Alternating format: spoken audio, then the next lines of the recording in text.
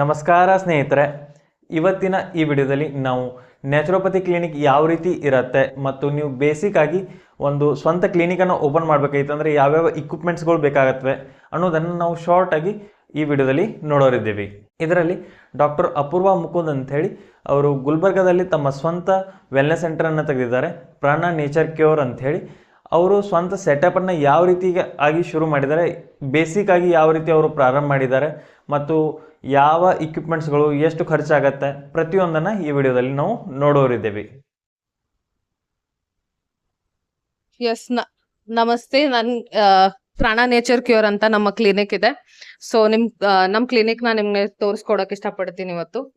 So ಒಳಗಡೆ ಬಂದ್ಮೇಲೆ first ಅಂದ್ರೆ ನಮ್ದು ರಿಜಿಸ್ಟ್ರೇಷನ್ ಕೌಂಟರ್ ಅಂದ್ರೆ ರಿಸೆಪ್ಷನ್, ಯಾವ ಎನ್ಕ್ವೈರೀಸ್ಗೆ ಎಲ್ಲ. ಸೊ ಇಲ್ಲಿ ನಮ್ಮ ಟ್ರೀಟ್ಮೆಂಟ್ಸ್ ಏನೇನಿದೆ ಅಂತ ಡಿಸ್ಪ್ಲೇ ಇದೆ. ಮುಂದೆ ಬರ್ತಿದಂಗೆ ಇಲ್ಲಿ ನಮ್ದು ಚಿಕ್ಕದೊಂದು ಒಂದು ಯೋಗ ಹಾಲ್ ಇದೆ, ಥೆರಪಿಟಿಕ್ ಯೋಗಗೋಸ್ಕರ ಅಥವಾ ಸ್ಮಾಲ್ ಕ್ಲಾಸಸ್ ಏನಾದ್ರು ಇದ್ರೆ ಇಲ್ಲಿ ಯೋಗನ ಕಂಡಕ್ಟ್ ಮಾಡ್ತೀವಿ. ಮುಂದೆ ಬಂದಂಗೆ ಇಲ್ಲಿ ನಮ್ಮ ಆಕ್ಯುಪಂಕ್ಚರ್ ಮತ್ತೆ ಫಿಸಿಯೋಥೆರಪಿ ಟ್ರೀಟ್ಮೆಂಟ್ ಮಾಡೋ ಏರಿಯಾ ಇದೆ. ಸೊ ಇಲ್ಲಿ ನಾವು ಆಕ್ಯುಪಂಕ್ಚರು, ಫಿಸಿಯೋಥೆರಪಿ ಅಥವಾ ಬೇಸಿಕ್ ಬೇರೆ ಏನೆಲ್ಲ ಟ್ರೀಟ್ಮೆಂಟ್ಸ್ ಇದೆಯೋ ಅದನ್ನ ಮಾಡ್ತೀವಿ ಇಲ್ಲಿ. ಅಂದ್ರೆ ಕಪ್ಪಿಂಗ್ ಇರ್ಬೋದು ಅಥವಾ ಆಕ್ಯುಪ್ರೆಷರ್ ಇರ್ಬೋದು. ಸೊ ಅದೆಲ್ಲ ಇಲ್ಲಿ ಮಾಡ್ತೀವಿ. ಮ್ಯಾಮ್, ಒಂದು ಇದನ್ನ ತೋರಿಸಬಹುದಾ ಎಕ್ಸಾಂಪಲ್ ಆಗಿ ಕಪ್ಪಿಂಗ್ ಯಾವ ರೀತಿ ಇರ್ತದೆ ಅಂತ ಹೇಳಿ? Just for example. ಸೊ ಇದು ನೀವು ನೋಡ್ತಿದ್ದಂಗೆ ಕಪ್ಪಿಂಗ್ ಸೆಟ್ ಇದು. ಸೊ ಇದು ಡ್ರೈ ಕಪ್ಪಿಂಗ್ ಮಾಡ್ತೀವಿ. ಯೂಶಲಿ ಈ ತರ ಕಪ್ಸ್ ಇರುತ್ತೆ. ಈ ಕಪ್ಸ್ನ ಪೇಷಂಟ್ ಬಾಡಿ ಮೇಲೆ ಹಚ್ತೀವಿ, ವ್ಯಾಕ್ಯೂಮ್ ನ ಕ್ರಿಯೇಟ್ ಮಾಡ್ತೀವಿ. ಪೇನ್ ರಿಲೀಫ್, ಬ್ಲಡ್ ಸರ್ಕ್ಯುಲೇಷನ್ಗೆ ತುಂಬಾ ಒಳ್ಳೇದು. ಇದರಲ್ಲಿ ಫೈರ್ ಕಪ್ಪಿಂಗ್ ಅಂತಾನು ಬೇರೆ ಬೇರೆ ತರದ ಕಪ್ಪಿಂಗ್ ಮಾಡ್ತೀವಿ. ಇದರಲ್ಲಿ ನೀವು ನೋಡ್ಬೋದು ಮ್ಯಾಮ್, ಫಿಸಿಯೋಥೆರಪಿ ಸಲುವಾಗಿ ಸೈಕಲ್ ಅನ್ನು ಇಟ್ಕೊಂಡಿದ್ದಾರೆ ಮತ್ತು ಅಕ್ಯುಪಂಕ್ಚರ್ ಸಲುವಾಗಿ 2 ಬೆಡ್ಗಳನ್ನ ಇಟ್ಟಿದ್ದಾರೆ ಮತ್ತು ಇದು ಟೆನ್ಸ್ ಮಷಿನ್ ಅಂತ ಹೇಳಿ ಕರಿತೀವಿ. ಅಕ್ಯುಪಂಕ್ಚರ್ ಸಲುವಾಗಿ ಯೂಸ್ ಆಗುತ್ತೆ. ಯಾವಾಗ ಪೇಷಂಟ್ ಬರ್ತಾನೆ ಆಗ ಬಾಡಿ ಮೇಲೆ ನಾವು ಸೂಜಿಯಿಂದ ಚಿಕಿತ್ಸೆ ನೀಡ್ತೇವೆ. ಅಂದರೆ ಬಾಡಿ ಮೇಲೆ ಪಾಯಿಂಟ್ಸ್ಗಳು ಇರ್ತವೆ, ಅಲ್ಲಿ ಸೂಜಿಯನ್ನು ಹಚ್ತೇವೆ. ನಂತರ ಅಲ್ಲಿ ಸ್ಮಾಲ್ ಅಮೌಂಟ್ದಲ್ಲಿ ಕರೆಂಟ್ನಿಂದ ಪಾಸ್ ಮಾಡ್ತೀವಿ. ಇದು ಪೇನನ್ನು ರಿಲೀಫ್ ಕೊಡಲಿಕ್ಕೆ ತುಂಬಾ ಬೆನಿಫಿಷಿಯಲ್ ಇರುತ್ತೆ ಮತ್ತು ಯಾವ ನ್ಯೂರೋಲಾಜಿಕಲ್ ಡಿಸಾರ್ಡರ್ಸ್ ಇರ್ತಾವಲ್ಲ ಅಲ್ಲಿ ಕೂಡ ತುಂಬ ಬೆನಿಫಿಷಿಯಲ್ ಇರುತ್ತೆ. ಸೊ ನೀವು ಎಲ್ಲ ಇಕ್ವಿಪ್ಮೆಂಟ್ಸ್ ಇಡಲಾರ್ದೆ ಕೇವಲ ಅಕ್ಯುಪಂಕ್ಚರ್ದಿಂದ ಕೂಡ ನೀವು ಹೆಚ್ಚಾಗಿ ಅರ್ನಿಂಗ್ ಮಾಡ್ಬೋದು. ಅಕ್ಯುಪಂಕ್ಚರ್ ಸಲುವಾಗಿ ಕೇವಲ 1 ರಿಂದ 2 ಬೆಡ್ ಬೇಕಾಗತ್ತೆ ಮತ್ತು ನಿಮ್ಮ ಹತ್ರ ನೀಡಲ್ಸ್ ಇರಬೇಕು ಸೂಜಿ ಚಿಕಿತ್ಸೆ ಸಲುವಾಗಿ ಮತ್ತು ಒಂದು ಟೆನ್ಸ್ ಮಷೀನು. ಈ ರೀತಿ ಇಷ್ಟಿದ್ರೂ ಕೂಡ ನೀವು ಒಳ್ಳೆಯ ರೀತಿಯಿಂದಾಗಿ ನೋಡ್ಕೊಂಡು ಹೋಗ್ಬೋದು. ಸೊ ಇಲ್ಲಿ ಕನ್ಸಲ್ಟೇಷನ್ ಕೇಬಿನ್ ಇದೆ. ಸೊ ಇಲ್ಲಿ ಕನ್ಸಲ್ಟೇಷನ್ಸ್ ಮಾಡ್ತೀವಿ. ಅಂದ್ರೆ ಪೇಷಂಟ್ ಫಸ್ಟ್ ಟೈಮ್ ಬಂದ್ಮೇಲೆ ಡಾಕ್ಟರ್ ಕನ್ಸಲ್ಟೇಷನ್, ಅಂದ್ರೆ ನಾನೇ ಇಲ್ಲಿ ಮೇನ್ ಕನ್ಸಲ್ಟೆಂಟ್. ಸೊ ಪೇಷಂಟ್ಸ್ಗೆ ಯಾವ ರೀತಿ ಪ್ರಾಬ್ಲಮ್ ಇದೆ, ಯಾವ ಟ್ರೀಟ್ಮೆಂಟ್ ತಗೋಬೇಕು ಅಂತೆಲ್ಲ ಸಜೆಸ್ಟ್ ಮಾಡ್ತೀವಿ.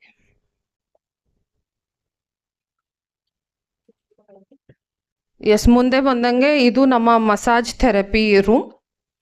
ಮಸಾಜ್ ಥೆರಪಿ ರೂಮಲ್ಲಿ ಫುಲ್ ಬಾಡಿ ಮಸಾಜ್ ಆಗಿರ್ಬೋದು, ಲೋಕಲ್ ಮಂಡಿ ನೋವಿಗೆ, ಬ್ಯಾಕ್ ಪೇನ್ಗೆ, ಈ ರೀತಿ ಬೇರೆ ಬೇರೆ ಥರ ಮಸಾಜ್ ಮಾಡ್ತೀವಿ. ಇಲ್ಲಿ ನಿಮ್ಗೆ ಮಷೀನ್ ಕಾಣ್ತಾ ಇರುತ್ತೆ. ಸೊ ಇದು ವೈಬ್ರೋ ಮಸಾಜರ್ ಅಂತ. ಸೊ ಇದು ಕೂಡ ನಮ್ಮ ಪೇನ್ಸ್ಗೆ, ಬ್ಲಡ್ ಸರ್ಕ್ಯುಲೇಷನ್ಗೆ ತುಂಬ ಹೆಲ್ಪ್ಫುಲ್ ಆಗುತ್ತೆ. ಇನ್ನೊಂದು ಇಲ್ಲಿ ಕಾಣ್ತಿದೆ, ಇದು IR ಲೈಟ್ ಅಂತ, ಇನ್ಫ್ರಾರೆಡ್ ಲೈಟ್. ಇದು ಕೂಡ ಪೇನ್ ಮ್ಯಾನೇಜ್ಮೆಂಟಲ್ಲಿ ಯೂಸ್ ಮಾಡ್ತೀವಿ.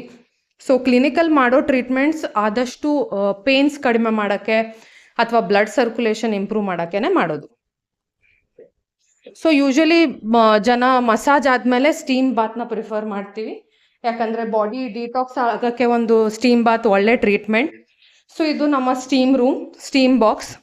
ಸೊ ನಾನಿಲ್ಲಿ ಎಲೆಕ್ಟ್ರಿಕಲ್ ಏನು ಯೂಸ್ ಮಾಡಲ್ಲ, ನ್ಯಾಚುರಲಿ ವಾಟರಿಂದ ಸ್ಟೀಮ್ ಪ್ರೊಡ್ಯೂಸ್ ಮಾಡಿಬಿಟ್ಟು ಯೂಸ್ ಮಾಡ್ತೀನಿ. ಎಲೆಕ್ಟ್ರಿಕಲ್ ಸ್ಟೀಮ್ ಬಾಕ್ಸಲ್ಲಿ ಸ್ವಲ್ಪ ರಿಸ್ಕ್ಸ್ ಇರುತ್ತೆ ಅಂತ ನಾವು ನ್ಯಾಚುರಲ್ ವೇಸ್ ಯೂಸ್ ಮಾಡೋಣ ಅಂದ್ಬಿಟ್ಟು ನಾವೇ ಸ್ವಂತ ವುಡನ್ ಬೋರ್ಡಲ್ಲಿ ಇದು ಸ್ಟೀಮ್ ಬಾಕ್ಸ್ನ ತಯಾರು ಮಾಡಿಕೊಂಡು ಯೂಸ್ ಮಾಡ್ತಾ ಇದ್ದೀವಿ.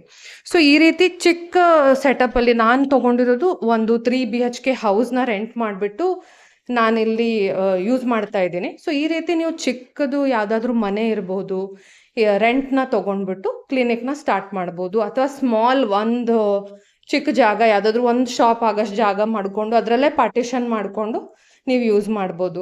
ಸೊ ಈ ರೀತಿ ಸ್ಮಾಲ್ ಸೆಟಪ್ಪಿಂದ, ಅಥವಾ ನಿಮ್ಮ ಮನೆಯಲ್ಲೇ 1-2 ರೂಮ್ ಎಕ್ಸ್ಟ್ರಾ ಇದ್ದರೆ ಅಲ್ಲಿಂದಾನೇ ಸ್ಟಾರ್ಟ್ ಮಾಡ್ಬೋದು.